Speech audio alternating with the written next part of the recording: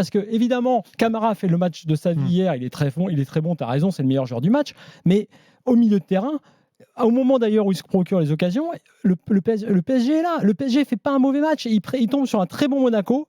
Ils sont surpris et ils sont pressés. Mais tu crois que Galtier, fort de ce que tu as dit, de ce qu'a dit Benzema, de tout ce que l'on sait, il va se dire bon, c'est bon, on reste comme ça, on ne change rien. Moi, je pense qu'effectivement, ce match a valeur d'exemple et très tôt dans la saison. Et deuxième point très important. Mais pour changer quelque chose, encore faudrait-il qu'il ait les joueurs au milieu de terrain. Oui, mais attends. Il les a pas, les joueurs d'impact au milieu, Flo. Oui, mais attends. Cite-moi une équipe en Europe de très haut niveau qui n'a pas les milieux d'impact. Ils n'y sont pas, il ne va pas les inventer. Quand je te dis Fabien Ruiz, moi je veux bien qu'il vienne, j'aime le joueur. Mais il ne va pas te l'apporter, ça. Aujourd'hui, on parle des milieux du PSG. Il était un temps récent où tu regardais en Ligue 1, tu n'avais pas un milieu de terrain que tu pouvais faire jouer au PSG. Aujourd'hui, tu regardes le Camara d'hier. Alors, on verra, peut-être il confirmera pas sa prestation et tout ça. Tu te dis, ce genre de milieu, ça manque au PSG. Je signale que ce discours-là, ça fait 10 ans.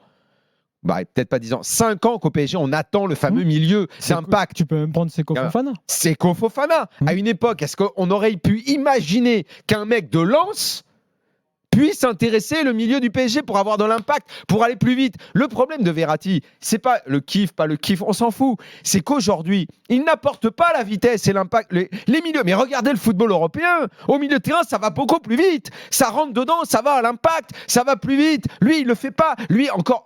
Mais hier, c'est un des meilleurs au PSG. Mais bien sûr. Et c'est bien le problème, c'est que c'est un des meilleurs. Il récupère beaucoup de ballons, il se jette, il se bat, il se bat comme un beau diable, il y va comme ça, là, tu sais, hop, il se jette partout et tout. Mais on n'attend pas ça. On n'attend pas ça. C'est important aussi, ça. Non, mais moi je l'attends du mec qui reste debout et qui casse la ligne comme Seko Fofana, qui va mettre une frappe de temps en temps parce qu'il a une frappe lourde, parce qu'il quand il court 10 mecs, t'as l'impression qu'il a une dynamo au cul tellement il avance et tellement tu sens qu'il pourrait traîner 3 mecs sur le dos sans tomber. C'est ça, les milieux de terrain en Europe, c'est ça. Il n'y en a pas au PSG. On dit que ça va arriver, il y a la révolution, mais il n'y a pas ces mecs-là. Et en plus, on a toujours le même problème avec les 3 de devant. Bon, on va conclure là-dessus. Moi, je tire aucune conclusion, ça va peut-être marcher. Non, attends. Si, la seule conclusion. D'abord, je l'ai dit tout de suite après. Je l'ai même dit après le trophée des champions. C'est dire si je l'ai dit tôt. La compo comme ça, comme elle est là, avec les 5 derrière.